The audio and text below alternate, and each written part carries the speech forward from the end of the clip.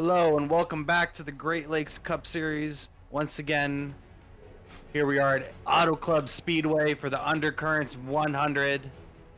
Should be a lot of fun. I have Gavin in the booth with me, and then of course Alex in the pits. How are we doing today, guys? I'm doing pretty good. I'd be doing a lot better if my iRacing would actually like to let me into the session so I could see what's going on. But other than that, I'm looking forward to this race. Auto Club, good track. I love these longer ovals. This in Michigan, definitely two of my favorite tracks. So I'm sure we'll be in for a good show tonight.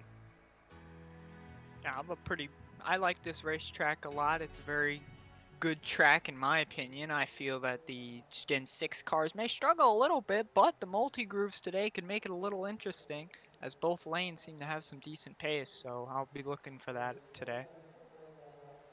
Yeah, just a quick note. This race was originally supposed to be a next-gen car race, but after the last race in the next-gen cars, all the admins and all the racers decided to opt out of the next-gen cars. So all the races from here on out will be running the Gen 6. We've got our schedule up here. You see we have Auto Club this week, Coda next week, followed by Charlotte, Texas, and then the finale at Homestead. We're really in the back half of the season here, guys. Like, I think now's really the time to push for points. I expect a lot of the guys in the top of the points to be pushing today. Yeah, definitely, for sure. Everyone's really gunning for Christopher Heller. Christopher Heller with the 50-point advantage coming in today. A lot of points. That's around a race and a half at this point. Second in the points, you have Jacob Branski, who's the 150 points back. And then third in the points coming in today is Phil Bedford. He's 57 points outside the lead. And then Elliot Henderson in fourth, and Zachary Henry is in fifth. Actually, that's a tie for fourth, actually, between Elliot Henderson and Zachary Henry coming in today. As you see, our drivers are beginning to grid up.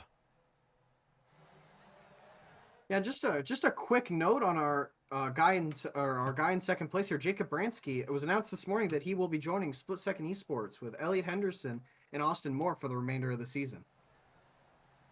And that's huge, Gavin. That's really going to change up the team dynamic and really, in my opinion, kind of put like a third powerhouse like team here in the Great Lakes series. Yeah, usually the teams who have been that everyone's been watching out for this season have obviously been 25-11 Racing, who've basically dominated the Cup Series. The Brandon in the 25 won Kansas, Heller's won a lot of races, Nathan Nicholson won the Daytona Road Course. It's been, 25-11 really has been on top this season. But Spectrum Racing, they've had a lot of good runs. Obviously, Josh Cottle won Phoenix. RJ Williams was having a strong season, has run into a lot of unfortunate luck this season. But, those are really the two powerhouses. But now with Split Second, I feel like now with that three-car operation, you have a really strong driver in Elliot Henderson. I don't know if Austin Moore is here tonight, but he's been a bit spotty on attendance. He is here. I don't know if he is in the session or not. Oh, he is. He is in the back.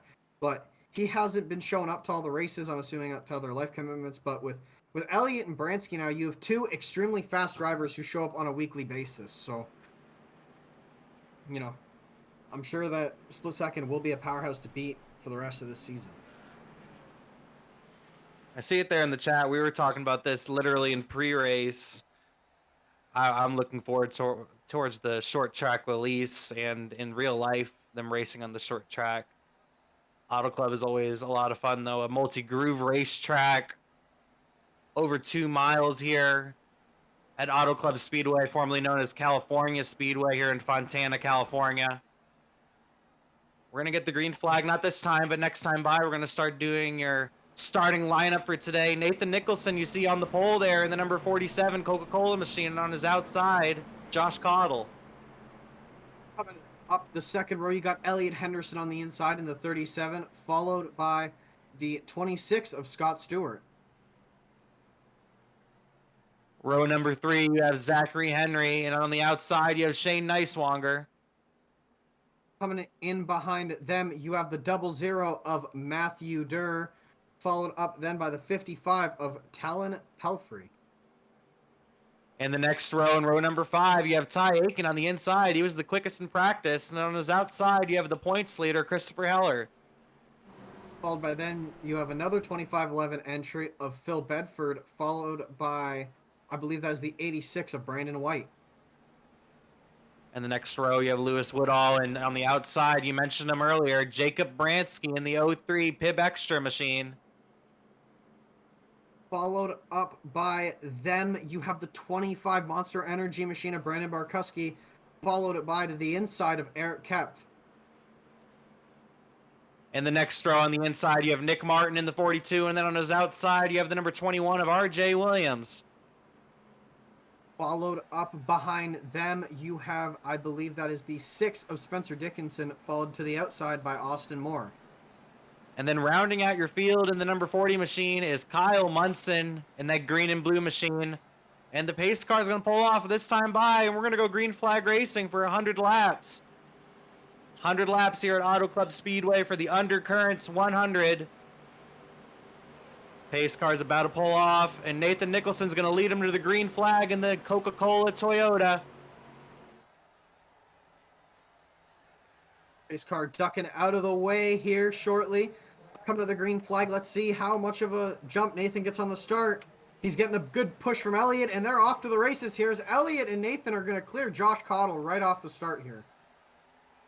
A great restart, a great start, I mean, from the guys on the inside. Nathan Nicholson and Elliott Henderson, 1-2, right out in front immediately. Josh Cottle following right behind.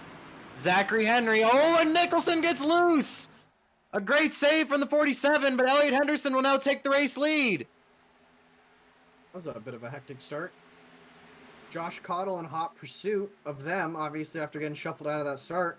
Josh actually really ends up retaining his position after that accident there from Nathan as he has fallen all the way back, and they're 3 wide. They're 3-4 wide back there. That's Ty Aiken, Zachary Henry, and Talon Pelfrey going 3 wide here for, I believe this will be 7th position?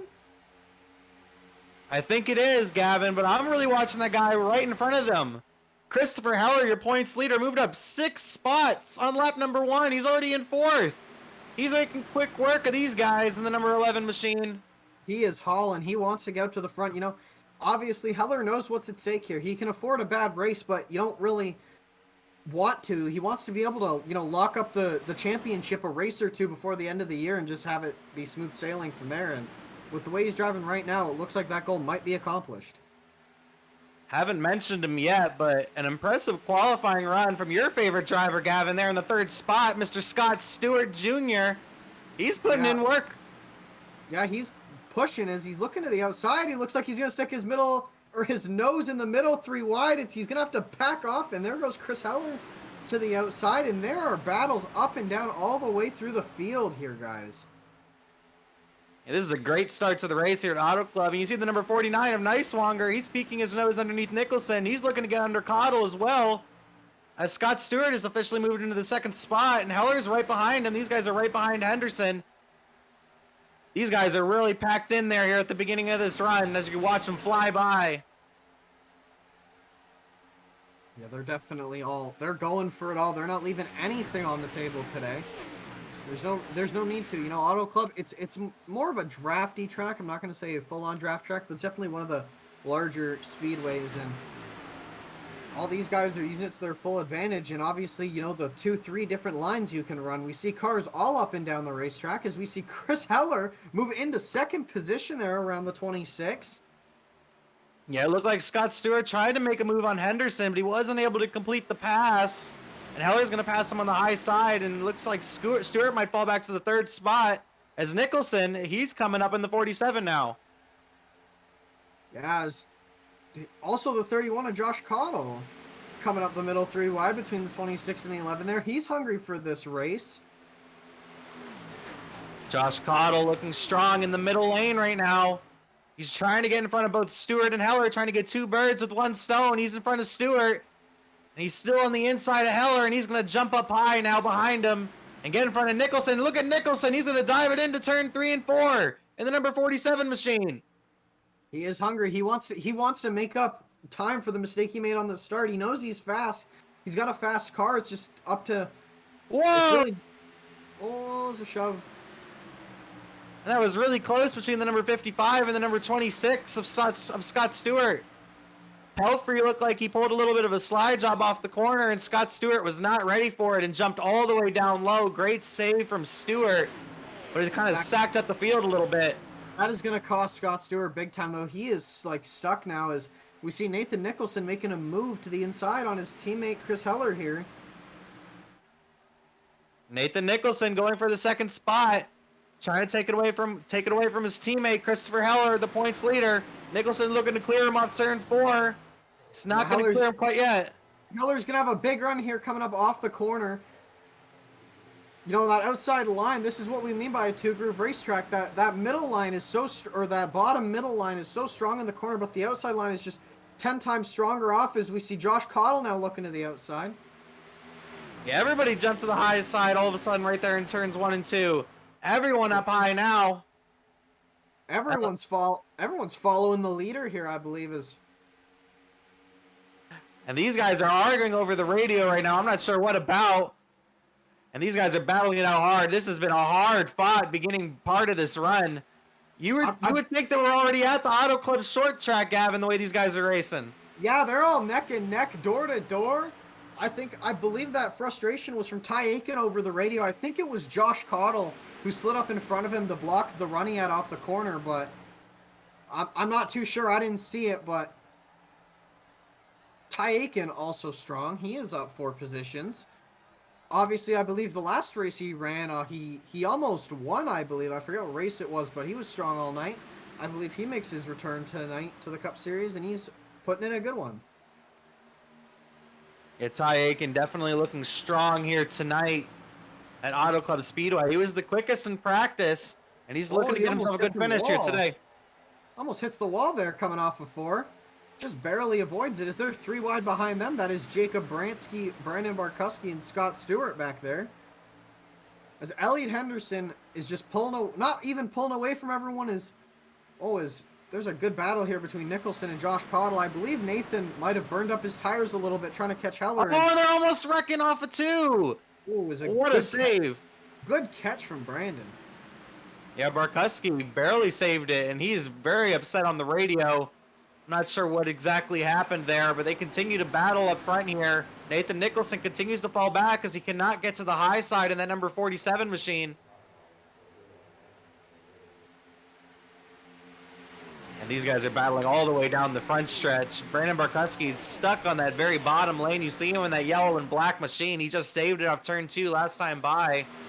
And he's really trying to get up to that high side. It's very hard to get up there right now.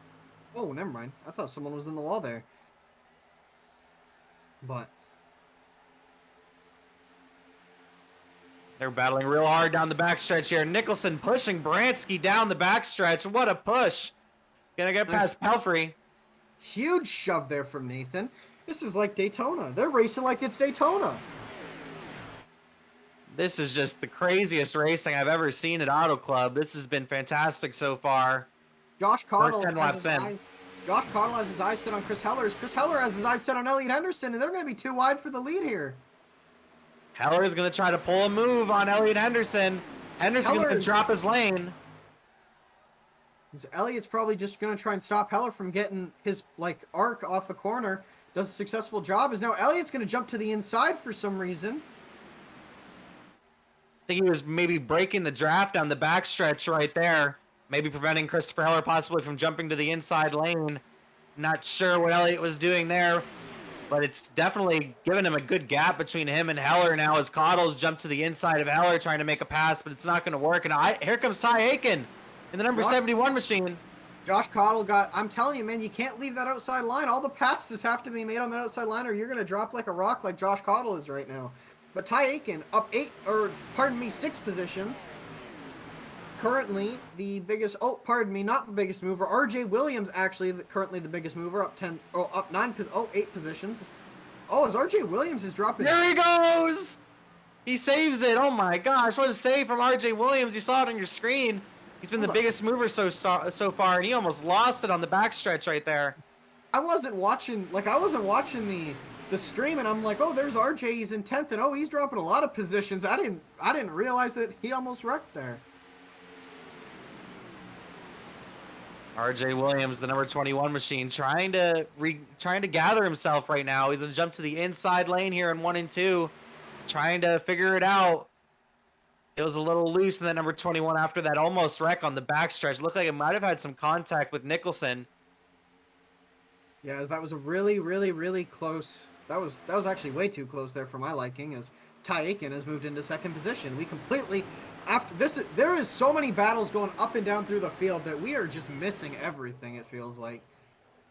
But Ty Aiken is currently up to second, up 7 positions. Jacob Branski up 10 positions in fourth, making his debut for split second. I know we didn't mention him because he doesn't race that often. He's running a part-time schedule, but Ty Aiken also a part of that split second squad right now, and it's currently a split second 1-2 right here. Yeah, these guys looking to end the streak of 25-11 winning. Briar Fritz putting out a $10 bounty on whoever can beat 25-11 racing. So you have Elliot Henderson in the lead right now. You have Ty Aiken right behind him in second. Sorry to cut you off, Kyle, but we missed it. I believe Chris Heller got in the wall there as he has dropped all the way back down to 7th position. Man, Christopher Heller is struggling back there. It looked like earlier that Ty Aiken got to his outside, and that's why he fell back, but now he's fallen even farther back from possibly getting into the wall. The number 11 machine of Christopher Heller. Yeah, that is a big deal. I don't know what happened there. I missed that.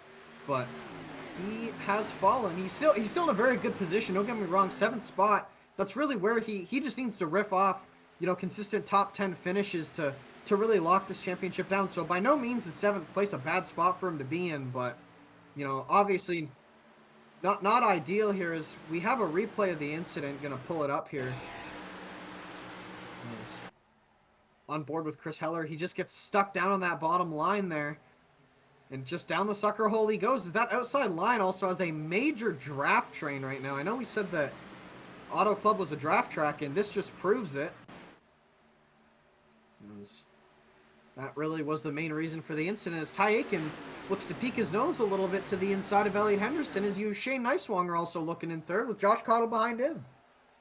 Yeah, Ty Aiken's been poking his nose the last few laps, just trying to figure out a way to get past Elliot Henderson. I think he's just waiting maybe these tires to fall off a little bit more. I mentioned it earlier, Ty Aiken was the quickest in practice. He definitely struggled in his qualifying run, but he's made up for it so far in the race as he's driven up to that 2nd spot. But right behind him is Cottle and Niswanger begin to battle it out hard for that 3rd spot. They're side by side there as Josh Cottle is now going to get stuck on the inside. He's going to most likely lose the position here to a lot of people. He's going all the way down. While Josh Cottle is about to lose a ton of positions here, as he's hopefully, does he have room to slide up in front of Chris Heller? No, he does not, as Josh Cottle going to fall behind the 55, going to jump in line behind them, as that was an unsuccessful slide job, as he will go from 3rd all the way down to 7th, as that is a big loss of position for him.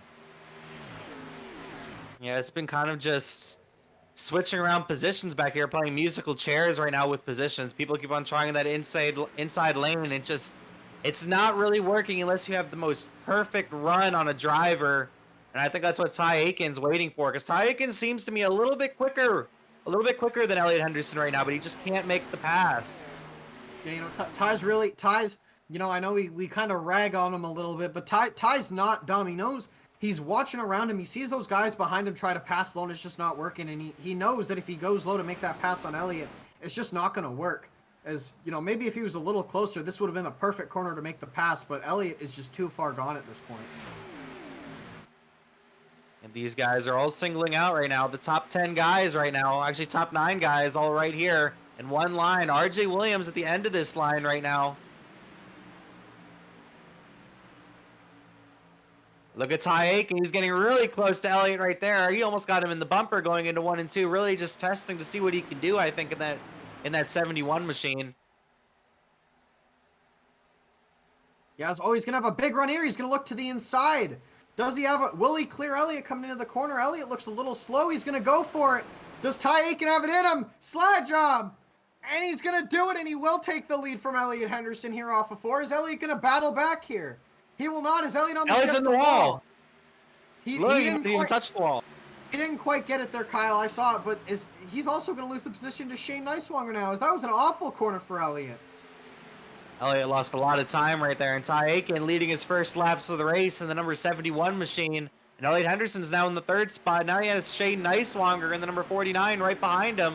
But also you watch right on your screen, RJ Williams, he's making the best out of a bad situation for a couple of guys right there, and he's jumps himself into the 6th spot.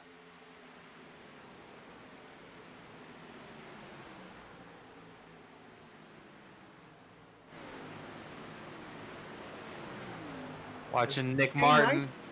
Shane's being battled to Shane's battling to the inside of Elliott here, and just another thing we got to bring up. You know, there's that bounty on the 25-11 guys right now to knock them off the top. So I wonder if these split second guys maybe have something going with everyone around them. They know what's at stake. They know whoever knocks 25-11 and Chris Heller off the top is going to get $10. So, you know, definitely maybe some teamwork here coming in between split second and everyone else. I don't even know if it's necessarily about the $10, Gavin. I think it's just about the bragging rights. Someone wants to beat 25-11. They've been just so dominant here on the Cup side. They've been also very good on the truck side as well, but on the Cup side, they've been just lights out.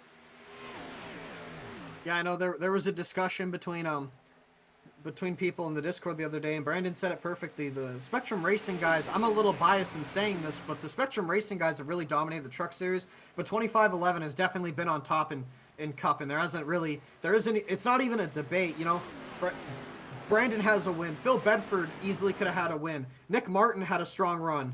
You know, all those 25-11 guys have been powerhouses to deal with all season long here in the Cup series.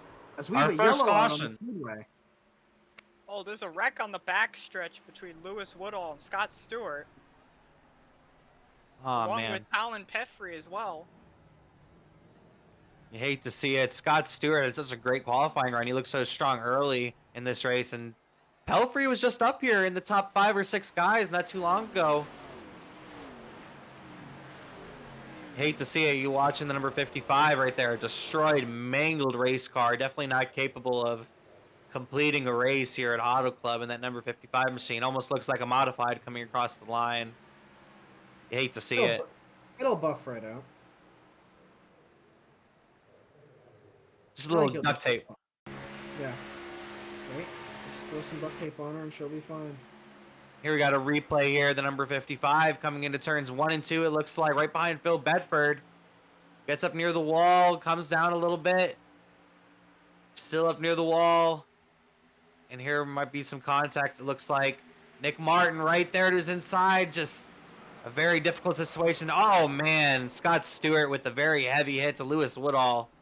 Yeah, Lewis there just looked like he was trying to avoid, and he just kind of went to go for a gap that wasn't there. So that is definitely unfortunate. Here we have the onboard of the number 55. You hate to see it. Like to me that Nick Martin was trying to get into the middle, and there was a lot of guys fighting for that same amount of space right there, and Scott Stewart, Lewis Woodall, and amongst other guys just caught up in an incident that they really shouldn't have gotten caught up in. You see Lewis Woodall's on board right there in his incident, as the leaders are currently on pit road. That's definitely unfortunate for all those guys. As everyone comes to pit road, obviously, 3 sets of tires in the pits, so you got 4 overall, 3 on the car, or pardon me, 1 on the car, 3 in the pits. I don't think you can have 3 sets of tires on the car. Could be wrong, as Elliott Henderson will win the race off pit road by about 20 feet. Ty Aiken, where art thou? Very close race for second, though. It looked like Branski actually got off second, beating off Shane Neiswanger. Ty Aiken just had a massive issue on pit road. He's down to 7th after getting the lead here. That's unfortunate. He might have gotten a little bit into the wall, Gavin, possibly repairing a little bit of damage possibly in that number 71 machine. Maybe just a couple of seconds of repairs just to make sure that car is A-okay, I would be thinking. Yeah, most likely. I mean, it like we said, this is definitely a draft track, so, you know, you gotta, like, really, you know, pay attention. You have to be on top of that damage. You can't get a lot of damage, especially in these cars. Feels like they're made out of glass nowadays, so, you know, Ty making the smart long-term decision, coming in, fixing the damage. He's not going to lose that many spots, and we saw him drive up through the field during the first green flag run of this race, so, you know, he'll be right back up in the mix very, very soon, I'm sure. Ty can look really strong the longer we went that last time by. So it'd be interesting to see if he can drive back through the field. As you see, the lights just went out on the pace car. The Mustang's lights are out, which means we're going to go green flag racing this time by. And Elliot Henderson looks like he's decided to pick the inside lane and then for the number 37 Toyota, which will make Branski on the high side in the number 03. I've got some interesting information about the convenient timing of this caution is that with the fuel numbers as they are, allowing for about 38 to 40 laps on fuel, this should allow the drivers to make it to the end of the race on just a singular pit stop if it goes green.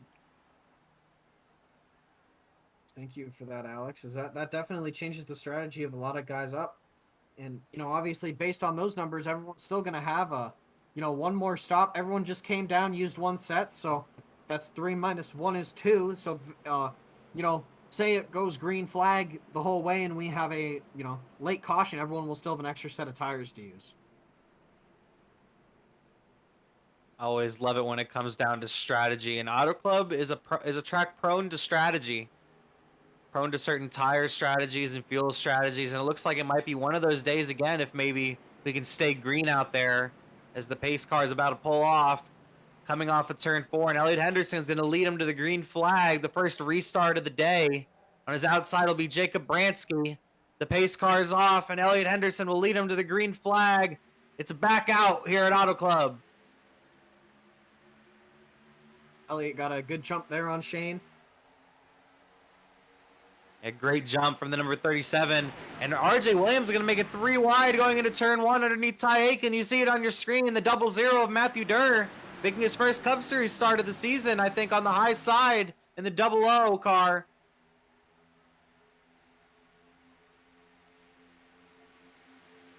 Zachary Henry going to go to the outside of RJ Williams. Looking at Christopher Heller in the number 11 machine, making big moves on the restart once again. Heller is really good on these starts and restarts. So, Nathan Nicholson's in the wall. Not Shane, that's Ty. Goes low to avoid him, as Nathan's going to definitely drop a few positions here. Because if you look behind them, you see RJ Williams, who we haven't talked much about. He's currently up 11 positions from his starting spot. Watching Nathan Nicholson on the high side, trying to recover from that almost big-time incident coming off the corner last time by. The number 47 machine, it looks like the number 91 of Austin Moore is going to follow in right behind him. And you see the 00, the 00 of Matthew Durr right there. And it looks like Nice Wonger, he's going to try to make a move, possibly make a move for the lead here. He's right behind Elliot Henderson, and Heller's about to move into the 3rd place. Never mind. Jake Branski's going to move into that spot. He got a big shove there from Ty Aiken, who, like I said, is immediately right back up in the mix here. Yeah, Ty Aiken has a lot of speed here today, Gavin. Yeah, Ty is very fast. I forget what race it was. It was Atlanta. He was so fast at Atlanta. And that was the one other race on top of Daytona he ran. And he was just so unbelievably fast. And he's continuing to carry that form of the Cup car today. Driving that Jeff Burton throwback, the number 71 machine of Ty Aiken, up to the 4th spot. You're watching these guys up front. They're beginning to chill out a little bit after a very exciting restart once again. But you see RJ Williams trying to jump to the inside of Zachary Henry, and these guys are still battling out hard back here. Bill Bedford and Austin Moore going at it. Phil moving up lane here. We're getting reports, or we're getting told here that Austin Moore apparently knocked the wall down off of turn 4 that last time around. I don't see any damage on that 91, so he might be okay. Is there 3 wide? I believe that's him in the 86, and I can't quite make out who that is on the inside. The 63 of Eric Kep. Don't forget about him. He's in this race. The truck regular decided to make an appearance today. You saw that great move from the number 25 of Brandon Barkuski and that Monster Energy machine. And back to the leaders. You haven't really missed much. Elliot Henderson leading the field. Nice Wanger's right there. I think he's just waiting for his moment in the number 49. And Jacob Branski right there in 3rd. And Ty Aiken's in the 4th spot. He's just really stalking these guys. I think he might be the fastest out of the bunch. And you see Zachary Henry now diving to the inside and trying to make some passes down there.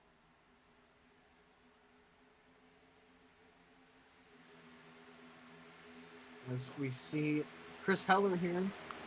And RJ Williams gonna go at it. RJ has climbed his way up through the field. I believe RJ didn't qualify. But obviously that doesn't matter. He hasn't done it the last couple weeks, and obviously it doesn't matter as he continues to climb through the field here. RJ Williams, one of the fastest guys every week. He doesn't really qualify very much, Gavin. And usually when he doesn't qualify, he puts in his better performances. And here comes the number 21 machine diving all the way down to the bottom, trying to get in front of Ty Aiken and Zachary Henry. Looks like he might, nope, not going to be able to get in front of Zachary Henry. Just wasn't quite enough space for his car. Now he'll get in front of Heller. I see smoke in front of these guys. Yeah, and I'm not sure where that smoke was from. I'm just taking a look here. I can't figure it out either. It's a ghost, guys. There is a ghost at Auto Club Speedway. That's why they're tearing it down. Heard it here first. Someone call Bob Pokrask. Insider info. Insider info. Look at Zachary Henry making a great move to the inside. He'll actually take 2 spots and move into the 3rd spot, jump in front of Jacob Branski. Now Ty Aiken, he's under Jacob Branski. He's going to try to make a move here into 3 and 4. And here comes RJ Williams following in right behind. I thought RJ was about to make it 3 wide into that corner, and I was seriously questioning that decision making. But he did not. RJ's smarter than that, and he's going to stick to the high side here, and I'm sure that they'll freight train around Ty and Zachary. Oh, never mind, Zachary moved up, but I'm sure Ty will get stuck in the sucker hole here. Or, well, not really sucker hole, but sucker line. As, I think we jinxed it when we said that Auto Club was a 2-groove racetrack, as, oh, never mind. Ooh. It is slide job central here. He fit very smoothly in there right in front of Jacob Branski, right behind Zachary Henry. Ty Aiken in the number 71 machine in the 4th spot once again. Right behind Zachary Henry. Zachary Henry's beginning to catch up to Shane Neiswanger. And Elliot Henderson, the last couple laps, has been a little bit quicker than Neiswanger as he's put a little bit of a gap between himself and the 49. Yeah, no, I just noticed that Elliot seemed to have ran the bottom in 3 and 4. That might be why he's putting down some faster laps.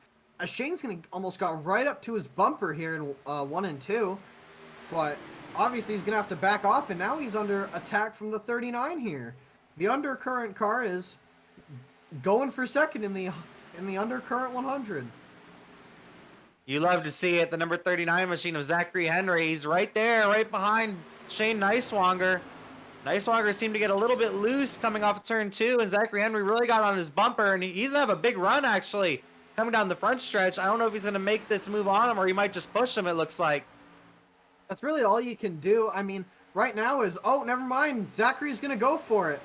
Zach, he's definitely been one of those guys that we haven't talked much about this year. He's been very strong, very consistent, especially in qualifying. And he looks to be, oh, he might get the slide job done here on Shane Neiswanger, and he does. The 39 completes the slide job. As, contact. And here comes Heller. Heller's going to dive it way low in the number 11 machine and try to make some spots up here. Neiswanger's now stuck on the inside underneath Zachary Henry, and Ty Aiken's up high looking to take the 3rd spot away. Oh, that was a bad move by Shane to give him a push. Like, obviously the closing distance was a lot there, but we still got a long way to go in this race here. Shane should have just backed off, because what sent him all the way down there was the fact that, Ty Aiken behind him hit him in the quarter panel, and that's what got him loose down the track. Is RJ Williams now looking to also capitalize on Shane's mistake, and will he clear him? He might clear him and Jacob Branski. He's door-to-door with Ty Aiken. RJ Williams might get a 2-for-1 here, as he will stall out and run out of momentum on the backstretch here as Chris Heller gets stuck behind him now. And wow, what a turn of events in these last couple laps as Elliot Henderson continues to lead the way and just sail on and lead the pack away. Honestly, I'm convinced that RJ Williams might be the only one to really get that inside lane to work, because I was watching that last run. The last 2 or 3 laps on that last run, RJ Williams was making the very bottom, right up against that white line, work.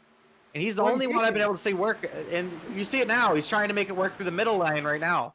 Yeah, he's making that second seam work. It would work a lot better if he was able to if the cars weren't in a line and RJ only had to pass one car, that would absolutely work. But the issue is when he gets this low in the corner, he can't get the proper arc out of the corner, because there's no room. He can't come up to the high line here. As I say that, I'll have room to his outside here is Shane Neiswanger. but he has the momentum. He just can't complete the pass off the corner. He barely fit in there between Niswanger and Jacob Branski, and I was going to try to make a move on Branski coming into one. We're going to see if maybe he can fit his car in between Branski and Ty Aiken. Just way too far up on Ty Aiken's door right here.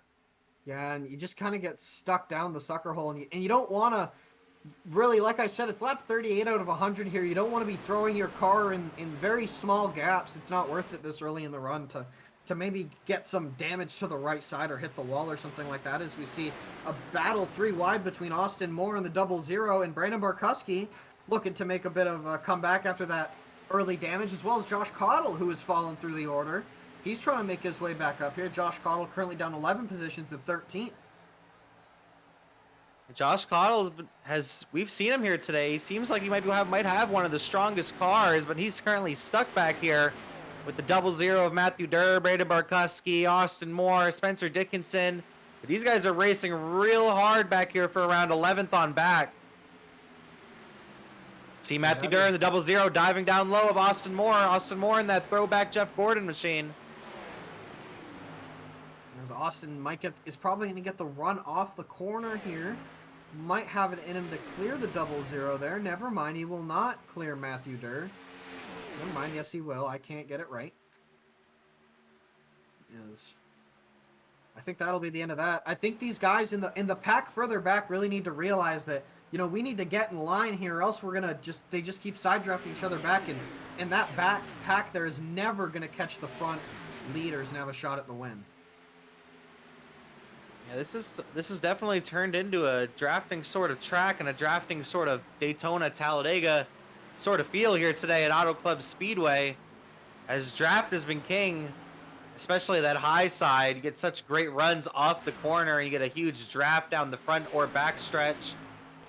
These guys in the back are just battling so hard. The guys in the front have really calmed down. The only guy I really see trying to make moves to the inside is still RJ Williams of the 21, still trying to get in front of Branski and the number 71 of Ty Aiken. Yeah, RJ's best hope right there is that, you know, maybe the 03 gets a little loose, or he might get it right here. Oh, he thinks, and RJ's way too late to shut the door there.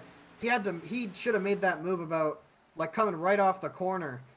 Oh, that was RJ had it. He had the slide job complete. He just didn't come all the way up to stop Branski. That is really close. Yeah, this front pack is just racing pretty hard now again. You see Christopher Heller. He's beginning to try to make some moves. Phil Bedford, we haven't really mentioned him all day. He started around, I think he started in 11th place. And he's up here now. Oh, it's Ty Aiken's making a move for second on Zachary Henry. And that's going to allow RJ Williams to get up here. RJ Williams will finally be able to complete the slide job. As I wonder now if Ty Aiken might fall back through the running order here. As Jacob Branski to the inside. I think everyone saw RJ making that inside work, and now everyone's, you know, going back down there to maybe see if RJ found something that they all didn't. Is Branski gets really tight off the corner there, and he's going to have to back off so he doesn't hit RJ. That is masterclass patience from RJ.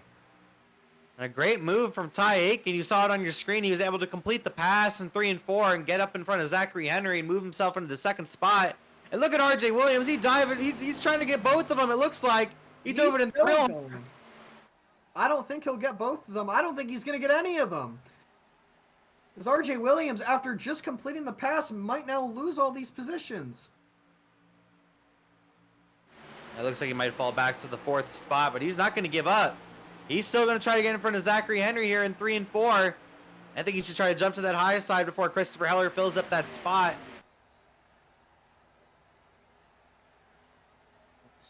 Yeah, I think RJ's just going to have to slot up in behind Zachary Henry here and hope for the best. Here comes Phil Bedford in the number 20 machine. He's trying to get underneath Branski now. And now he's underneath Heller. He might try to clear him coming through the corner. Maybe he was saving his tires a little bit in the number 20 machine. And there's RJ. He completes the pass. What a slide job off the corner. You saw it on your screen. It's RJ Williams now is up to 3rd, and I think he might go for the slide job on Ty Aiken here as well, as Ty's going to pinch him down to the apron here, get on that quarter panel, definitely side draft him coming off the corner there. real close coming off the corner. Definitely hard, tough racing right there for second place. Elliot Henderson's just watching all this in his mirror. He is just hanging out right now in that 37 machine. He hasn't really put a gap on these guys. Elliot is loving what he's seeing in the mirror. You know, these guys are burning up their tires, running different lines. Elliot's in clean air. He's basically able to just run whatever line he wants, do whatever he wants.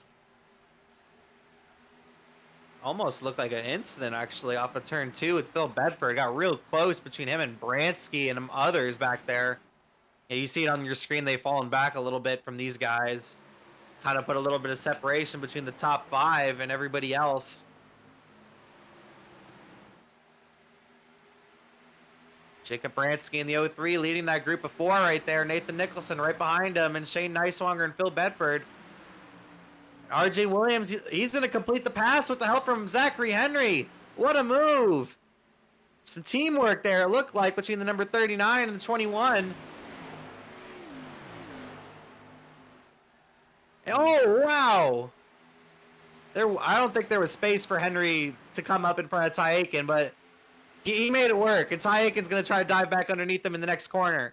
He made a space as RJ Williams is going to block Ty and try to make a pass on Elliott. I don't know if that was a block or an attempted pass, but Ty Aiken's going to have to back way out of the throttle, and he'll fall all the way back down to 4th because of that. What I recommend for Ty Aiken, I say cool your tires down a little bit.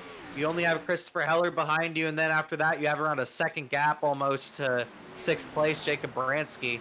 Try to cool your tires down a little bit and make another run at it and try to get back up there in the number 71. Yeah, that's really your best bet. I think now everyone should settle down now. You know, I think we have the 2 fastest cars up front, arguably, or really the 3 or 4 fastest cars are where they need to be right now. Yeah, Elliott's proven to be really quick. RJ Williams just came through the field. Ty Aiken was the quickest in practice, and he's shown a lot of speed and aggression in that number 71. And Christopher Heller is just fast every week, everywhere, no matter what car. It doesn't matter. He's fast. Yeah, you know, there's really the top 5 is broken out on their own, and I'd argue that the guys in the top 5 here are the fastest guys. These are the 5 guys you're gonna have to watch out to win this race.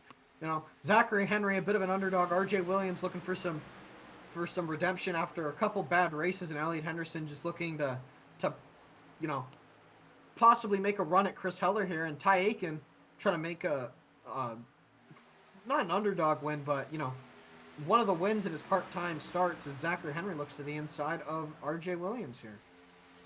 Here comes Zachary Henry on the inside. He's trying to make a move on RJ Williams. Going to try to dive it in here and maybe pull a little bit of a slide job possibly on RJ Williams. I don't think he's going to be able to do it here. He's going to fall right back behind him. As he won't do it, as RJ seems to be taking the line that everyone doesn't. Whenever everyone goes to the outside, RJ goes to the inside. Whenever everyone goes to the inside, RJ goes to the outside. I think RJ just really likes that clean air, apparently. He really does. And this is the closest he's been to the lead all day, and I don't think he's going to be letting that go for anything. He's waiting for his moment on Elliott, I think. He's just waiting, just stalking the 37. And honestly, I think the 37's in a way kind of doing the same thing. I think he's just been taking it easy, maybe driving 85, 90% this whole entire run.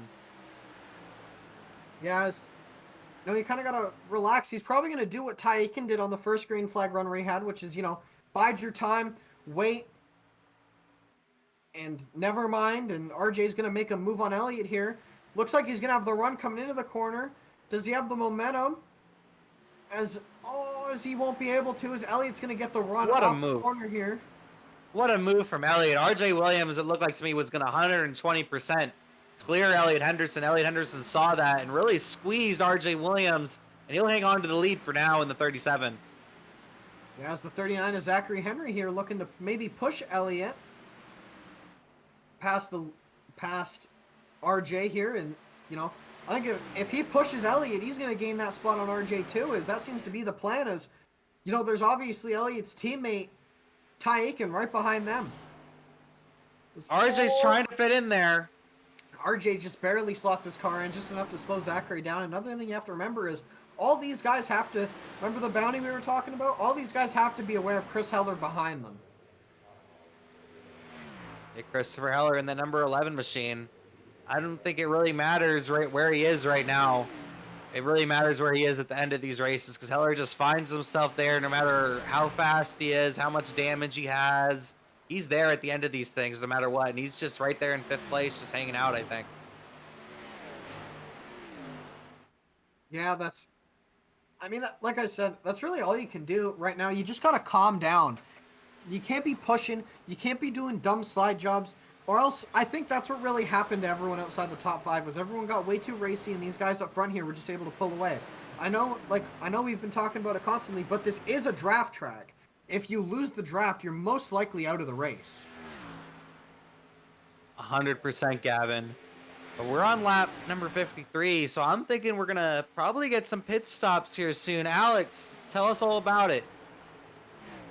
Well, we're looking at within the next 9 to 11 laps, we'll be seeing cars come down pit road, as that'll be the end of their fuel run, though there has been some concern about whether the tires can make it or not from practice, so we'll be looking to see if anybody attempts to short pit. However, I believe if they do, they might not make it on fuel.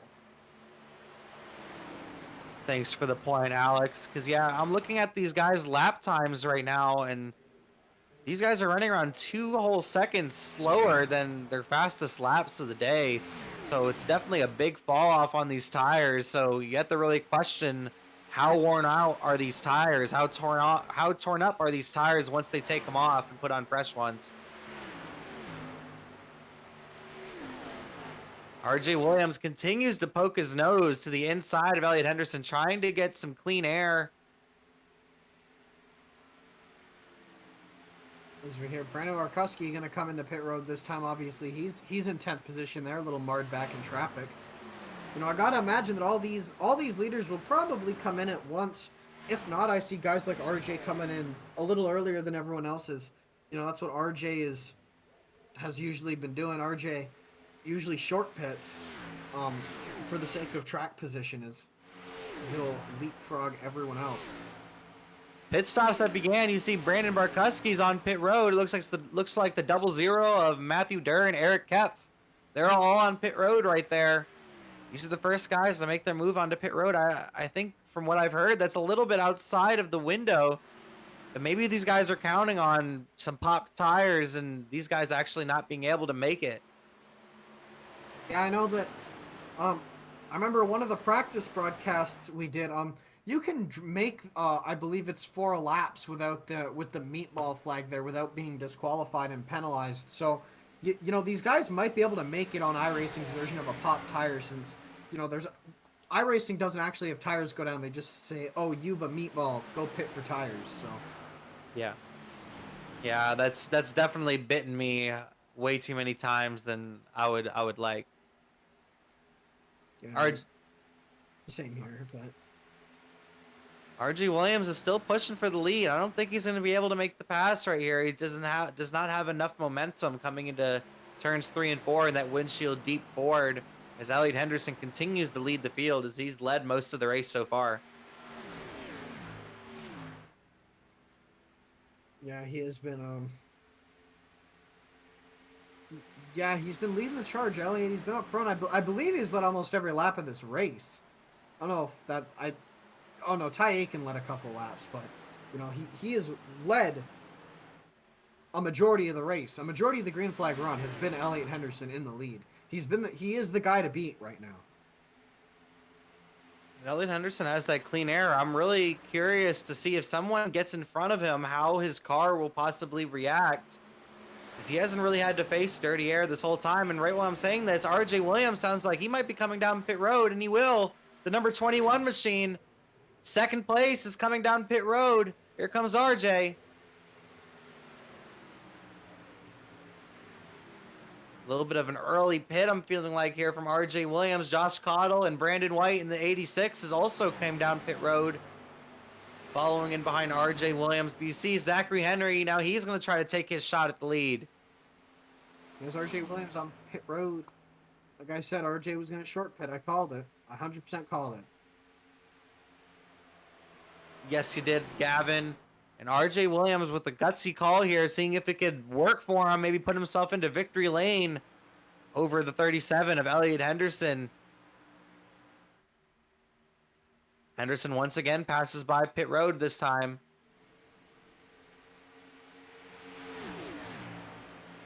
I gotta wonder. Elliott's probably gonna try and stretch this out as long as he possibly can. So as you see RJ here gonna get up to speed. Does RJ beat them off pit road? I believe he will not. Yeah, Elliott will beat him, but RJ Williams is gonna be running around two like seconds a lap quicker than these guys. So I'm thinking, yeah, look at him. He's gonna go flying underneath Ty Aiken, flying underneath Zachary Henry, flying underneath Elliott Henderson. He's gonna be gone. Look at him. That's the tire difference. If you wanted to know the tire difference, there it is, right there. Yeah, and like I said, we said it's almost a 2-second difference in the tires here. So obviously that's shown. As you say, RJ is just bye, goodbye, have a fun time. I'm gonna drive away from all of you, and RJ is gonna make up tons of time here on this short pit strategy. The question will be is if he can maintain it in the long run here. RJ Williams, you see just slowly disappearing off your screen right there as these top 5 guys continue to battle. You actually see on the inside that Spencer Dickinson in the number 6 car, who actually was the first guy who came down pit road. So he has fresher tires than these race leaders, and he's trying to get past them on the inside. Yeah, he's trying to unlap himself, make one of his laps back here. Obviously, he's 1 lap down, so he's going to try and get his lap back in case of a caution. He doesn't have to worry about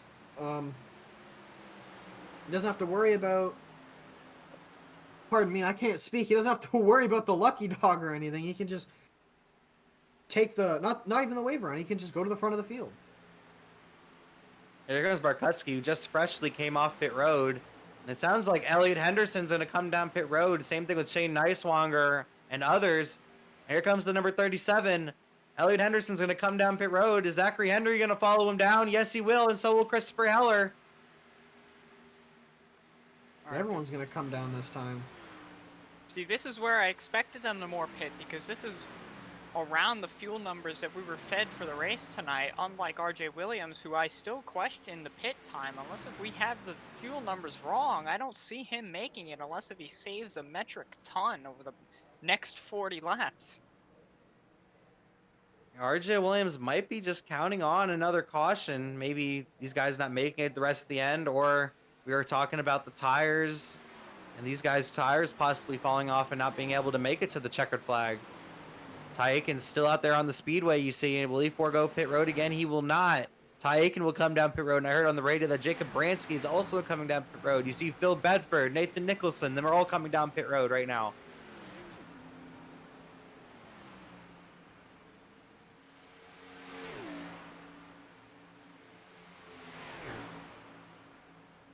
Watching these guys blend back into the track. A lot of guys on different strategies right now. Elliott Henderson is just now coming back onto the track, and I'm looking, and RJ Williams is at least a straightaway ahead of Elliott Henderson right now. He is way far out in front. So RJ is long gone. And another thing too is with these pit stops. Sorry to cut you off, Kyle. There's no draft either. These guys are just gonna pull it's clean air from here. There's no draft that Elliott can really use to get back up to RJ. He's virtually isolated. As I'm trying to scroll through the order here, is the nearest guy to him, I believe.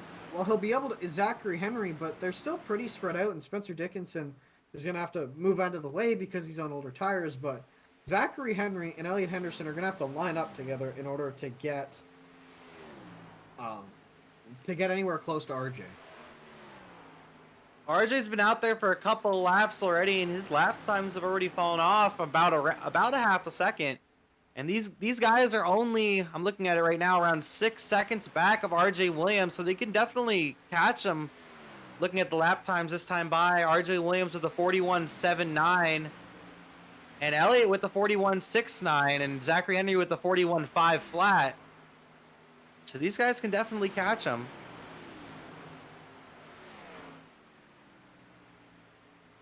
Watching the comparisons of lap times between Elliott Henderson and Brandon Barkowski. Barkuski came down 3 laps earlier than RJ Williams, so his tires are even older. As he's currently in the 3rd spot, he was in that 2nd pack of cars, and just that tire difference for those couple of laps that he came out with fresher tires than Elliott and these guys. He's leapfrogged all of them, and he's currently behind RJ Williams by around 2 seconds. Yeah, I believe we might have been lied to about the fuel window, because there is no way all these guys were going to pit this early if they couldn't make it on fuel. Elliott Henderson currently right there in the 4th spot. Right behind him, Zachary Henry and Christopher Heller. They're all on the same strategy right now back there. Interested to see if these guys can come through the field, possibly catch up to RJ Williams. I think they're going to catch up to Brandon Barkuski here shortly.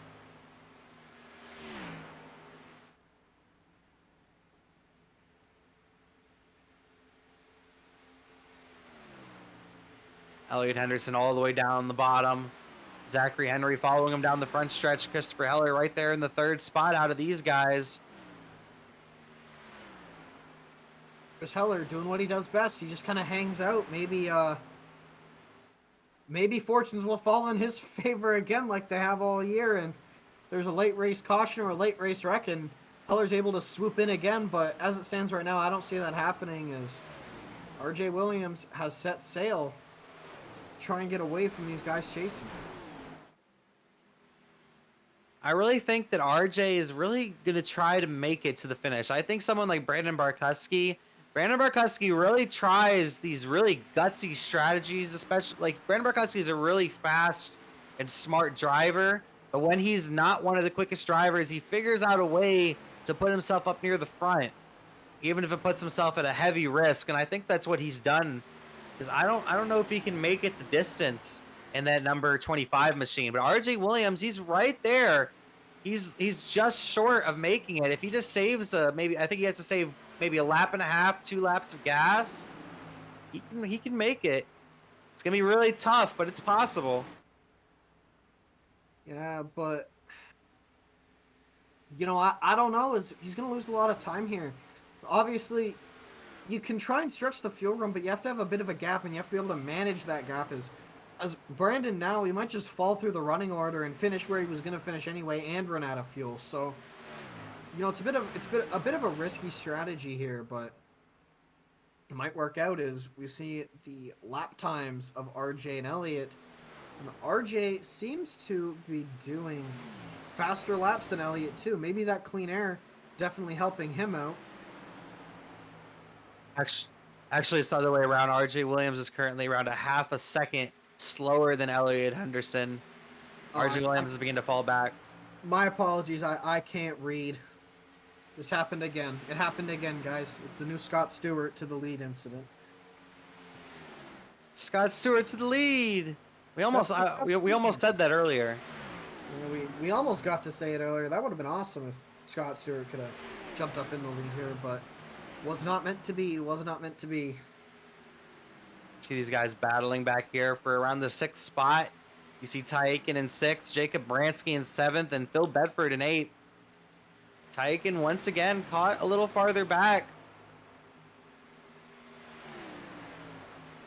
Yeah, I don't know. I don't want to see a caution, but if there were a caution, it would make the race a very interesting race. I'll put it that way. So yeah, I think that's really what RJ and guys like Brandon are hoping for, is, you know, a caution. Like, say a caution were to come out right now, Brandon would basically have jumped, I believe it's probably close to, you know, 5-6 spots on all these guys around him, but it just doesn't look like it's meant to be. That's what I was saying about Barkuski. He's really making a gutsy call here. He knows that he doesn't have a top 5 car here tonight, so he's just trying to put himself in a capable position where if a caution did come out right now, he would be in a really good spot. He would have a good chance to possibly even steal a win. The end of these races have gotten real crazy, whether it's the Cup Series or the Truck Series. If he's up there in the top 5 with around 20 laps to go, I don't think anything's off the table. Watching Elliott Henderson lead this group of 3 as they continue to drive down RJ Williams. And these 3 might be the 3 guys really competing for the win here tonight if we stay green. Elliot Henderson right there in second place. Right behind him is Zachary Henry in the number 39. And then you have Christopher Heller trying to continue the streak for 25-11 in the number 11 machine.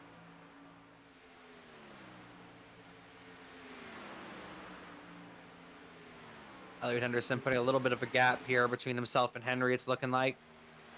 You know, I think to be honest with you, out of everyone here, I believe Zachary Henry is in the best position. You know, he's getting to draft behind Elliott, so he's going to save some fuel, so that might eliminate any fuel concerns. He's able to run the line he wants, save some tires, and he's catching RJ at really the same rate that Elliott is. You know, best situation for him is, you know, Elliott and RJ get into it here, and he's able to swoop it either 3 wide through the middle or something and take the lead.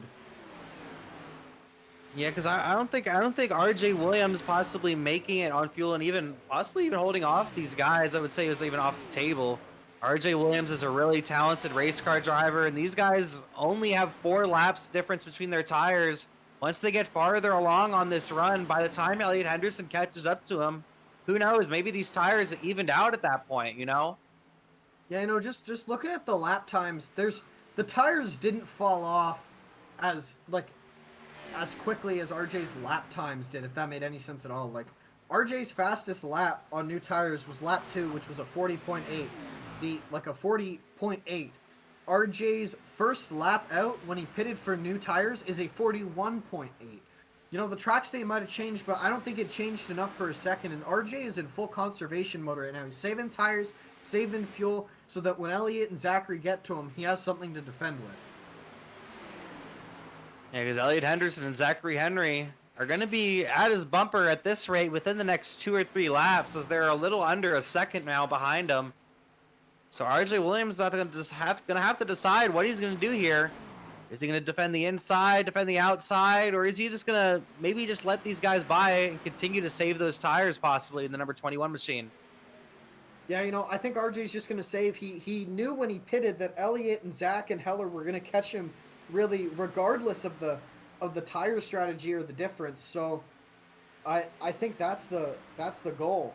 I think RJ just knows that he has to be able to have something for Elliott. Yeah, Elliott's been really tough today. He's been really hard to beat.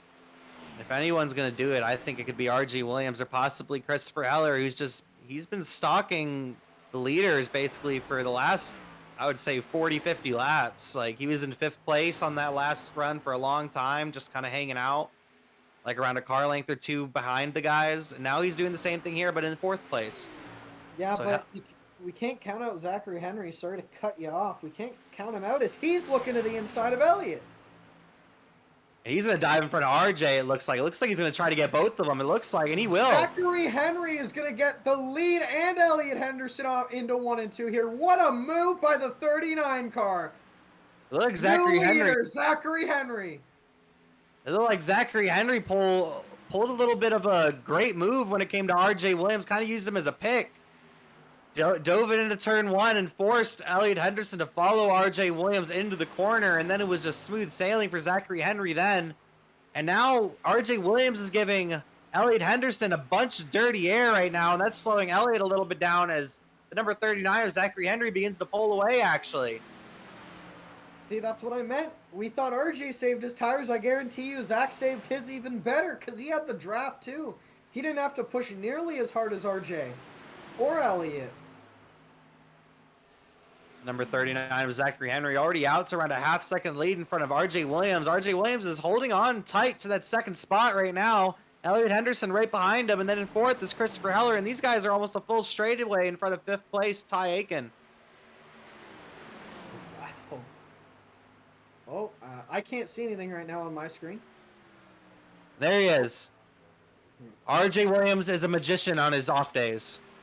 Yeah, it's his side gig. Everyone needs a side gig.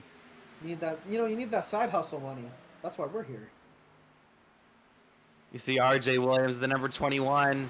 He's holding on tight to that 2nd spot, not letting Elliot Henderson by. It's really slowing down Elliot. And Zachary Henry continues to gap these guys. Henderson needs to make this pass quick. He needs to make it now. Because Zachary Henry is checking out. Yeah, Elliott has to go. He has to, or maybe now Elliott's saving his tires behind RJ. Who even knows? There is so much tire strategy here. Auto Club is definitely one of the tracks with an older track surface. So, tire wear is definitely huge. Or maybe Elliott doesn't think he can make it, and he's trying to use RJ's draft to maybe save some fuel. And I don't even know. there is so many different strategies at play here. Zachary Henry obviously very confident that he can make it. And Zachary Henry seems fairly confident because he just drove out to the lead, and he's put a little bit of a gap between himself and RJ Williams. But he's driven out to a little bit over a half a second lead, and it's just kind of stalled out since then. RJ Williams been running very consistent lap times, I would like to note, in the number 21 machine. He's been running around 42.8 about every lap for the last 10 laps. He's been running very consistent lap times. We're going to take another look at the pass for the lead. You're going to watch it on your screen. Watch Zachary Henry here. Watch this fantastic move. You're going to see what I'm talking about. He's going to dive to the inside, and he kind of just uses RJ Williams as a pick right here. He dives to the inside of Elliott, and it just kind of forces Elliott to stay behind RJ Williams. And Zachary Henry just had a huge run coming down the front stretch too, so it just made it real easy for Zachary Henry to make that pass.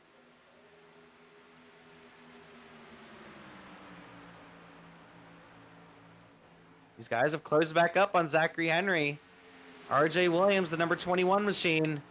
He's around a car length, maybe 2 car lengths back of Zachary Henry. Elliott Henderson, the number 37, right behind him.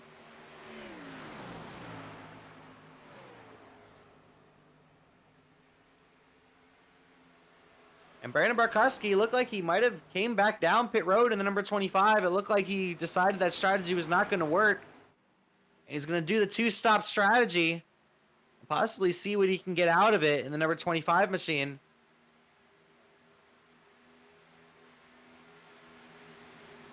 Brandon seems to be going by everybody. He had to pit for tires and fuel as he could not make it. He has unlapped himself around the 39th. So Brandon, that gutsy strategy call not working out for him. He's down to 15th spot. Watching Elliott Henderson, who's led most of the laps here today, trying to get back up to the lead. Now you're looking at Eric Kep, Mr. Pink. Where's the pink car at this week, Mr. Pink? A rare appearance in the Cup Series from Eric Kep for this week in the number 63 machine.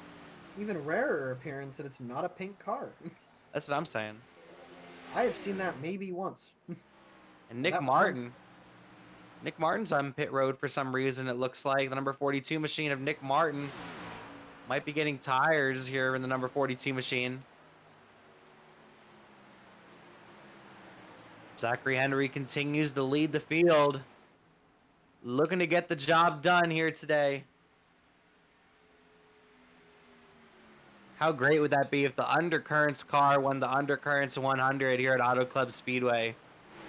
Undercurrents being a pop punk band out of Texas. Y'all should check them out. I think they're on Spotify, YouTube, probably Apple Music. Check them out. Check out their music if you're interested in pop punk music. And I think they do some live shows around the Texas area from time to time, whether it's Dallas or Houston or other places in the Texas area.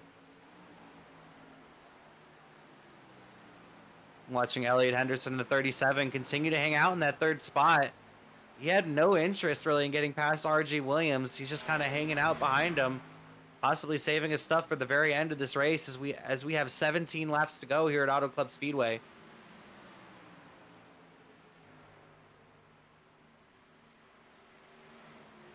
Elliott, your fans want you to win.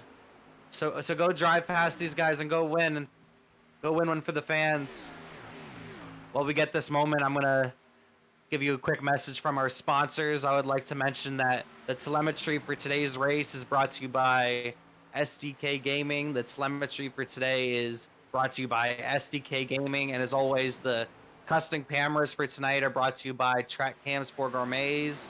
That's Track Cams for Gourmets. Go to trackcams22.com for all your custom camera needs. And we're looking at these guys. I'm listening on the radio. Ty Aiken is not very happy on this radio. he might be the fastest car out here today, and he's been driving down these leaders the last few laps. These guys have been catching up to these guys. I don't know if they'll have enough time, so they're not catching them very quickly. Sorry to cut you off. Speaking of driving down the leader, RJ seems to have made up a small bit of ground here on the 39 of Zachary Henry here coming into the corner. We're coming towards the end of this race. We have around 15 laps to go here at Auto Club Speedway. If you have anything left, I think now is the time to use it. As you see Ty Aiken and Jacob Branski battling pretty hard back there. Now you look at Austin Moore and Shane Neiswanger. You look at Brandon Barkuski on those fresh tires. He's coming on the inside. He's looking to get some spots back. Brandon has been flying on those new tires as he continues. RJ's on pit road. The number 21, RJ Williams. Looked like he was not going to make it on fuel. And he comes down pit road here late in the number 21 machine. I did not expect that. I thought RJ was good on fuel. Yeah, I was beginning to really think he was good on fuel, Gavin. The way he was driving those last few laps, especially coming up on Zachary Henry, but I think he finally made a decision that it just wasn't worth the risk. Zachary Henry currently leads the field. You would think that he can make it on fuel in the number 39 machine with 14 laps to go. Elliot Henderson's right behind him, and Christopher Heller's right there in third. Well, we discussed this earlier in the race that I was confused about Elliot's pit window because the pit window we expected is 38 to 40 laps. He had pit on lap 58, which is 42 laps away from the finish of the race. These three drivers up front here all pit on the same lap 61 going on to 62, which would have been 38 laps to the end, so they should make it. It's definitely going to be really close for these guys up front. Zachary Henry in the number 39 machine, Elliot Henderson in the 37, Christopher Heller in the number 11. I would like to make a note that 71 car, you see him right there, Ty Aiken, he did pit on lap number 63, so he did come in one lap later. So did Jacob Branski, and so did Phil Bedford. These guys came in one lap later than Christopher Heller, Elliot Henderson, and Zachary Henry. So if those top three guys don't make it, this might be the battle for the win back here. Yeah, that is. I'm just so confused. Like, I did not expect RJ to pit. I thought RJ was to the good, but obviously I was wrong. So I'm not even going to guess what's going to go on anymore. I'm just going to sit back and relax and enjoy the race. Yeah, we have 12 laps to go out here, Gavin. Elliot Henderson is looking to possibly make a move to the lead. The last couple laps, he's been catching up just little bits on Zachary Henry. And the conversations continue on the radio between Ty Aiken and other drivers. Ty Aiken's really trying to get himself a victory here today. He looks so strong in the number 71 Jeff Burton throwback. Heller to the inside of Elliot Henderson. Now Chris Heller will set his sights on the 39. What a shuffling of this front order. Matthew Burr in the mix trying to unlap himself. Sorry to cut you off, Kyle. Yeah, I was mentioning not too long ago, Christopher Heller's been just kind of stalking the leaders for most of this race. Maybe just waiting for the very end to make his move. And here he is all of a sudden in second place, and he's looking to continue the streak for 25-11. Breyer, I hope you're watching. Breyer, get your wallet out, buddy. Or maybe put it away. That's what I'm thinking. Because Christopher Heller's all the way up against that wall, looking like Kyle Larson all the way up there in the number 11 machine. Yeah, Zachary Henry continues. I don't know. This is looking to be a good battle as we have some lap cars getting in the way. Is Matthew Durr trying to unlap himself here? And I would like to know, around 5 laps ago, Jacob Branski, Ty Aiken, and those guys were around 3.6 seconds back. Now they're a little bit under 3 seconds back. So they're continuing to munch into that lead.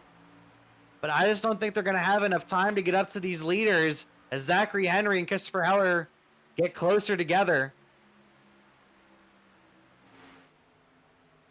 Yes, I don't even know, to be honest with you. I don't know, like, I can't guess what line is going to be the strongest. Everyone's looked strong all over the racetrack, so I don't think there's a strong line. Like, I don't think there's a stronger line than any other line. These lines are You're seeing Christopher Heller take the high side through 1 and 2, and Zachary Henry take the inside through 1 and 2.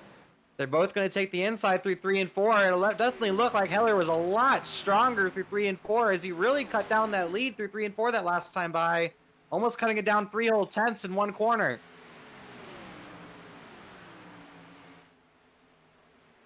And here comes Heller to the high side. To the outside. Oh, Zachary Henry looks like he's going to hold on to the lead here. He's going to hold on to it for now, but it looked like Heller got to his quarter panel just by a bit coming into the corner. Henry really sent it through the corner. He's had to try to maybe take Heller's line away because Heller just seems a little bit quicker up top. He might need to find a way to take away his line, maybe give him some dirty air. Yeah, I've seen Zach get. I feel like Zach's decently strong here off the corner, even though he's on the inside. I haven't seen, like I don't think Heller will be able to make the pass up there. We only have 7 laps to go here at Auto Club Speedway. These guys are trying to get past Austin Moore right now in the number 91 machine. Austin Moore up high. He is a lap car. He is not on the lead lap. The battle is between the number 39 of Zachary Henry and the number 11 of Christopher Heller. As coming with 6 to go here. Austin Moore obviously doesn't have to, but he will not move out of the way to help Zachary Henry here. As Chris Heller looks to the outside. Zachary is going to have to move up and block here.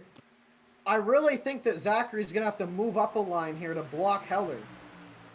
That's what I was saying. I really think Zachary Henry just needs to take away Heller's line. And here he goes. He's going to go to the high side of Austin Moore here. Let's see if he can finally complete the pass on the number 91. The 91 seems to really be holding up Henry here. Heller's all the way up against the wall.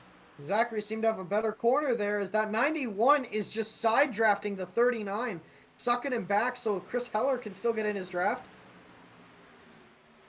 And now that the 39 is by, it's always tougher for the leader. And it looks like Austin Moore is going to move to the inside for Chris Heller. I really think Zachary's just saving. He knows that he's going to have to go up high to defend Heller, so he doesn't want to play his hand against Heller. He doesn't want to show Heller how he runs the outside and where if he's strong in and weak off, or weak in and strong off. Is Zachary Henry all the way to the bottom here. Only 5 laps to go here at Auto Club Speedway, and Zachary Henry looking to get a victory. It looked like Heller got the wall a little bit off too. Looked like he kissed it. I think he just got a little loose. I don't see any damage on the right side of that 11 Toyota, but oh, this is exciting. Yeah, we might be in store for possibly even a photo finish if Heller is able to get back to Henry. Coming to 4 laps to go this time by. If you're going to share the link to this broadcast, now is the time. As the number 11 car, Christopher Heller, your points leader, looks to continue the streak, not just for him, but for 2511 Racing. Brandon White, he is a lap car. He is on old tires, so he's not part of this battle. Elliot Henderson looks to be overtaking Elliot Henderson in the battle back there. Yeah, Elliot Henderson has really fallen back. Must have really used up his tires as Jacob Branski has gotten past him. And now Ty Aiken's going to try to get past the number 37 of Elliot Henderson. Someone correct me if I'm wrong. I believe Ty Aiken and all those guys pitted after them too. As Ty Aiken will get around Elliot Henderson here. These guys continue to battle it out. Heller's around a half second back of your race leader, Zachary Henry. Zachary Henry trying to make his way through traffic. Definitely having some issues up here. Watching RJ Williams at the number 21 trying to get back as many spots as he can after coming down pit road. He's up to 9, getting around Brandon Barkuski there.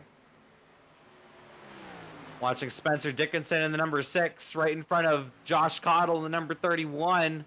This is a battle for the lucky dog right now. So if a caution would come out, this is the battle for the lucky dog. But coming to 2 laps to go is Zachary Henry, the number 39 machine. He has a couple lap cars in front of him, but they're a little bit quicker. And Christopher Heller is right there. That last time by, Christopher Heller was a little less than a 10th slower than your race leader, Zachary Henry.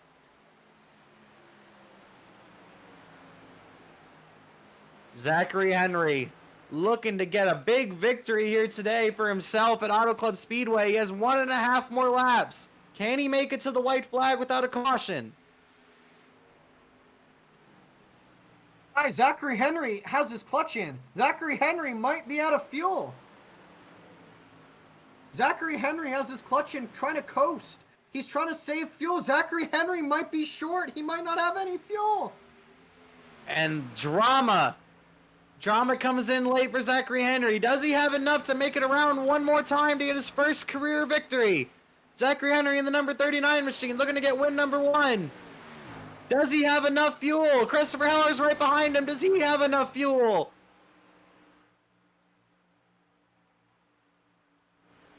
Heller's falling back a little bit, coming out of 2. Zachary Henry, does he have enough? He comes into turns 3 and 4, the number 39 machine. Here comes Heller diving it in. Does he get to him? Here comes not. the number 39 of Zachary Henry. He looks like he might have enough gas to get there. The number 39 of Zachary Henry gets his first career victory tonight.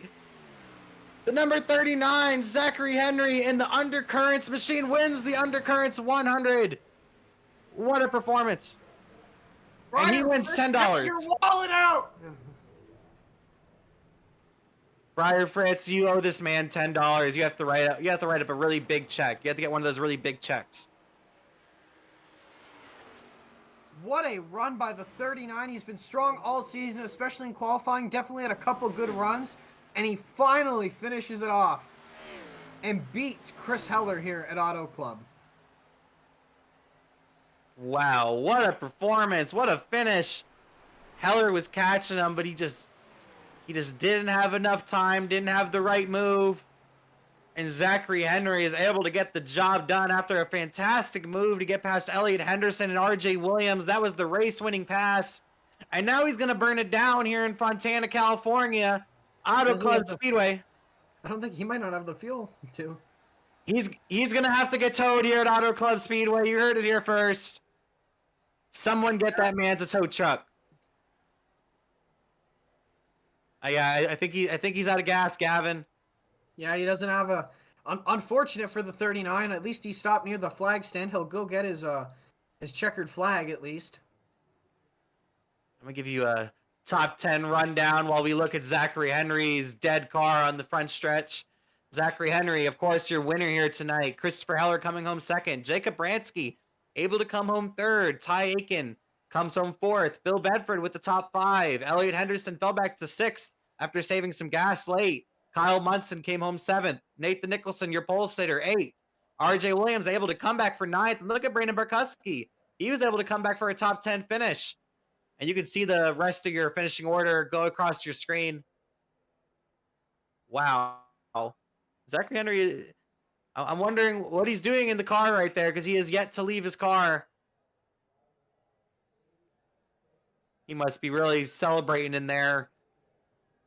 Wonder if the radio still works. If you can hear us, Zachary, great job. We're going to have Alex talk to you probably here in a few moments. Gavin, what did you think of the race today? I mean, that just overall, an incredible race. You know, we had lots of comers and goers. Elliott Henderson dominated the race, but lost it at the end, fell back to 6th. We had a bit of fuel mileage there at the end with the 39. A close battle for the victory with Chris Heller right in tow. Jacob Branski riffing off another third-place finish to take a chunk out of Heller's lead. And part-timers like Ty Aiken having good runs. It's just overall good race up and down through the whole field. And obviously it ends in dramatic fashion here. And I'm going to send it down to Alex, who's on pit road with, I think, our third-place finisher. Alex. Yeah, let's come over here and grab our third-place finisher for the night. Let's drag in Jacob Branski. Jacob Branski, you had an interesting night. You were up front for most of it. And in the middle section, you had actually dropped off a large amount from the top 5. But you still came around after the green flag pit stops and ended up with a third-place finish after battling with Ty Aiken. So tell me about it. Yeah, it was a good race. We were all running up front, split second, our whole team. We were up there at the beginning, 1, 2, 3, 4. And then, I just started getting really tight in the middle of the run, which got me split up from the main pack. But then I was running with my teammate Ty, and then me and Ty, we pitted on 63, and I was just working with him the whole rest of the race. And we were kind of betting on the top 2, in front of us to run out of field, but that unfortunately didn't happen. So, but we'll settle with a top 3 finish at the end of the day. So Yeah, like I mentioned before, you ended up losing a big gap to the top 5 in that middle section of the race, and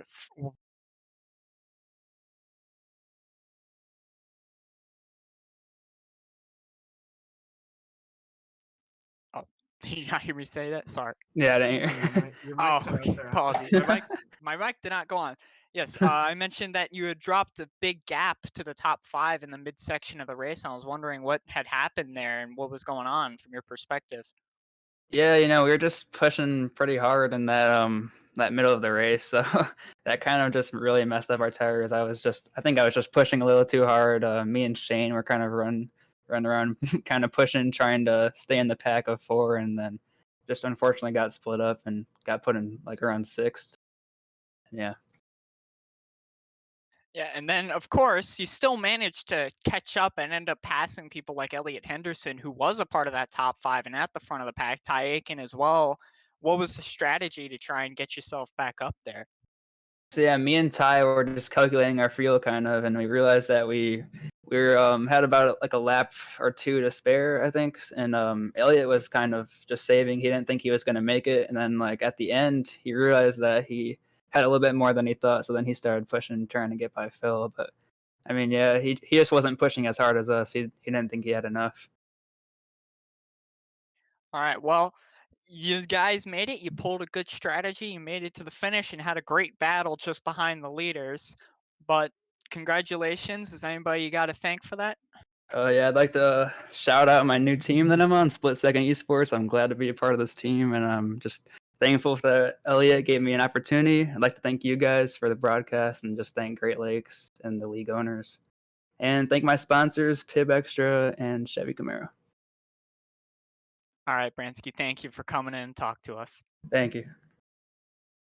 All right, and let's drag in our second place finisher with that fantastic battle. Let's pull in Christopher Heller. Christopher Heller, you were there. I mean, early on in the race, you had gained a ton of positions. You were battling right up at the front of the field. And while you didn't end up leading any laps today, you looked like you could have very easily won at the end of the race, as you were very close to passing Zachary Henry on a few occasions. Tell me about it. Yeah, well, we were basically saving fuel that last run. We had to save probably about a lap or 2. And I think I just saved probably 1 to 2 laps too soon. And just couldn't get to them. My tires were shot, even though I was saving fuel. I don't really know why my tires were tore up as bad as they were with me saving gas, but sometimes iRacing can be funny like that, I guess. You mentioned the tires. That was something I was told about early on. The race brought up a little bit in the middle. How bad were the tires, especially having to go full length fuel runs? It got it got pretty tight off the exits of the corners on later on in the run, at least for myself.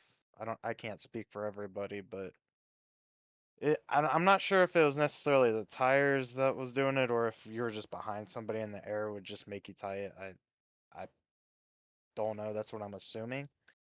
But yeah, it was just cooking the right front, and when you cook the right front in iRacing, it just makes your car extremely tight. Well, like I mentioned, you're up front. You got very close to passing Zachary Henry. So I got to ask, besides trying to change when you started saving fuel, was there something else you think you could have done to try and get around him at the end? I mean, honestly, my best bet was probably just go 1 to 2 laps sooner and try to run him out of gas, because I definitely didn't have the speed to pass him. It just seemed like he had so much more speed than I did at the end there. Well, that seems to be a bizarre trend with you. You say you don't have the speed, and yet you keep winning races, but not this time. This Hey, time, I can't. 2511 has been taken down, and Briar Fritz owes Zachary Henry some money. Oh, absolutely. Briar, better open up that wallet, buddy. All right. Well, before we let you go, who do you got to thank for the second place today? I'd like to always thank 2511, Nathan Nicholson, Nick Martin, Phil Bedford, and Brandon Burkowski. We practiced a little bit. We also practiced a little bit with Elliot last night as well, just to see how the cars would react in impacts and stuff, and it was real drafty. But anyways, I'd like to thank those guys. like to thank you guys for the broadcast. You guys do a fantastic job week in, week out with the Cup and Truck League. And I also want to congratulate Zach Henry on his first win. So that's pretty cool to get the first one. Yeah, we're gonna congratulate him in a minute here. Thank you for coming in, Christopher Heller, and good job. Yep, thank you. All right, and just before our last interview, we're going to be getting to the winner of the race, Zachary Henry. Congratulations. You made a fantastic move, both getting around Elliott and also RJ to take the lead, and then held off Christopher Heller in a very epic battle that we hear was a fuel-saving battle. Tell us about it. Well, after that last pit stop, I thought I was about 2 laps to the good on fuel, so I actually wasn't concerned about fuel till after I had passed those two. I was really just trying to conserve some tires so that I'd have something for Elliott in the last, 5-10 laps or so after we had passed RJ. Uh, but when he checked it behind RJ, that kind of threw me off. I wasn't expecting him to do that. So that was, I just had the momentum to get by them. That's how I made that pass. Um, That's also the first time that I checked how much fuel I had left, and I was like right on the dot for the number of laps we were running. And so I started clutching it into turn 3 every lap, and then occasionally into turn 1 as well. And then I crossed the start finish line with 0.3 of a gallon left, and then ran out coming out of 2 on the cool down lap. Well, we were wondering what you were doing over the line. I guess you're out of fuel, huh? Yeah. Makes So it what interesting. happened with that is I was trying to pull up Discord, and it popped up on the monitor that I used to race on. So I didn't have a screen for a few seconds. I just hit the brakes and found out I was in the wall. All right. Well, I mean, hey, you still won the race even with that. And we got to say, the important question behind this is who do you have to thank? First and foremost, you guys. I think it's awesome what y'all are doing. Whole reason I sponsored the race. And then Undercurrents. That's my brother-in-law's band. They're just like a little. You could say they're like a garage band. They write all their music and record all their stuff in a little studio that my brother-in-law built in his own house. So definitely a side gig for them. They all have their primary jobs, but they do that for their fun on the any free time they got. Got to thank the iRacing AIs because not being on a team, that's who I have to kind of use to practice and get a feel for how the car is going to feel in the pack. So um, it's always a surprise when I get into the actual race with real people because it's just so different. But it actually worked out pretty good for this race. Well, that's the first I've heard of that one, practicing with the AI. You're a unique one, but it worked for you today, so congratulations. Thank you guys. And thank you for coming in. Congrats. All right, and to close out our interviews for tonight, what seemed like a unique scenario at the end of the race and a bit of a disappointing finish, I'd imagine. We're going to be pulling in Elliott Henderson. Elliott, what happened at the end of the race? You were up front, and then suddenly you fell back very far. Yeah, not enough fuel left in it, literally. Just trying to not run out and preserve a decent finish instead of finishing, outside the top 10 like we've done multiple times this season. Felt like just kind of gaining some confidence and getting what I thought could have been a top 5. I should have pushed a little bit earlier, but didn't do that. And yeah, we took arguably the fastest car. I don't know, maybe RJ had the fastest car. I was kind of playing aero games with him, but we took probably a top 2 car and finished outside the top 5 as we've done virtually every week this season.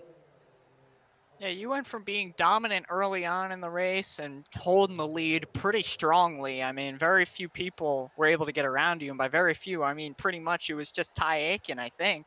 So, and then the green flag pit stops come around, you end up falling back. Now, talk to us a little bit about early on in the race and how you held the lead for so long.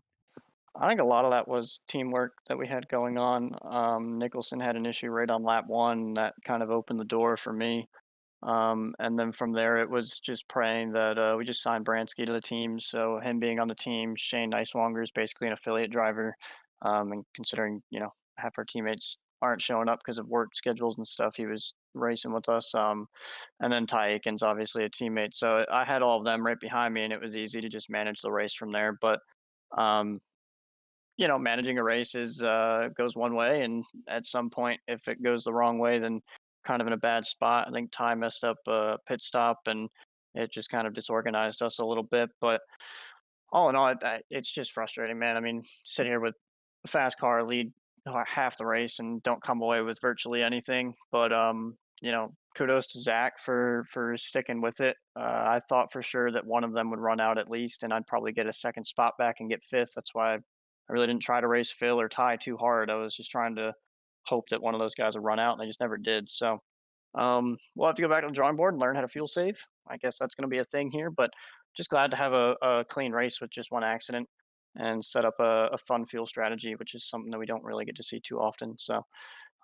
we'll take it and we'll move on to Coda. All right. Well, you had a good race today early on. It may not have been the results you wanted, but hey, you still got to do the important question. The one that everybody asks the answer is, who do you have to thank for tonight? As always, Ty Aiken, dude is phenomenal. First off, I mean, I'm really proud of him for coming in, finishing top 5. He didn't put a ton of effort into this week, but it shows his caliber of driving when he can come in here. And I know he's a bad talker on the radio and stuff, but he's got the right mindset in the car typically, and I'm proud that he's advancing and finishing in the top 5 like he deserves to be on a weekly basis when he shows up. It's a nice bounce back from his bad luck at Atlanta. Branski, who dude's just bad fast everywhere. Really proud to have him on the team. Looking forward to working with him in the future. Heller and Brandon, who put this series on. Austin Moore, Shane Nicelonger, who are also in this race. They were both trying to fuel strategy, and it didn't work out for either of them. But Austin's always been a big guy. But Chris and Brandon for putting on the series. You guys are doing the broadcast. Everybody else that makes this happen. We got some big things happening on the admin side that I'm looking forward to announcing soon to the GLR drivers and community. So looking forward to being able to do that soon and take this league to another level, hopefully. But thank you guys for doing the broadcast every week. It's stellar. Looking forward to how Coda turns out, because I know that'll be a relatively difficult / fun one for you guys up in the booth. Well, let's hope we have a blast with that one. All right. Thank you, Elliot, for coming in to talk to us a little bit about the race, and thank you for coming in. All right, boys. As I've got to go head off and go run the Slide Job 300, you guys got to go and close out the show. Yeah, it was a fantastic race here tonight at Auto Club Speedway. It was a lot of fun, and Zachary Henry came out on top and ended the 25-11 streak and wins the fantastic Briar Bounty. What do you think of the race, Gavin? Like I said, it was a great race overall. Like I said, lots of comers and goers. A new winner, someone knocking 25-11 off the top. Just exciting to watch, exciting to broadcast. I'm sure everyone at home loved watching it. There was a lot to see, battles up and down through the field all night. So, I'm really looking forward to, well, for me, not Coda. I'm racing Coda next week. So, I mean, I'm looking forward to getting in the car with these guys for once. But, I'm really looking forward to come back in the booth up here in the next couple weeks. Yeah, next week we go to Coda, and then after that we go to Charlotte, then Texas, then we round up the season at Homestead Miami Speedway here on the Cup side of things. And then on Tuesday in the trucks we're at Darlington, the Lady in Black. That'll be a lot of fun. You're going to check out the schedule there. We're at the Lady in Black, then Coda, Charlotte, Texas, and then we go on to the second half of the season. So it should be a lot of fun over these next couple weeks, whether it's the Great Lakes Cup Series or the Great Lakes Truck Series. We appreciate you guys turning into tonight for Auto Club for the Undercurrents 100, the Great Lakes Cup Series presented by Butt Kicker. Going to give you one last top 10 rundown. Your winner tonight was Zachary Henry. Christopher Heller coming home second. Jacob Branski comes home third. Ty Aiken fourth. Phil Bedford comes home fifth. Elliot Henderson in sixth. Kyle Munson in seventh. Nathan Nicholson in eighth. RJ Williams in ninth. And Brandon Burkuski in 10th. We'd like to thank y'all for tuning in, and we'll see you either next Thursday for Coda for the Cup Series or Tuesday for the trucks. Good night, y'all, and thanks for tuning in. And once again, congratulations to Zachary Henry.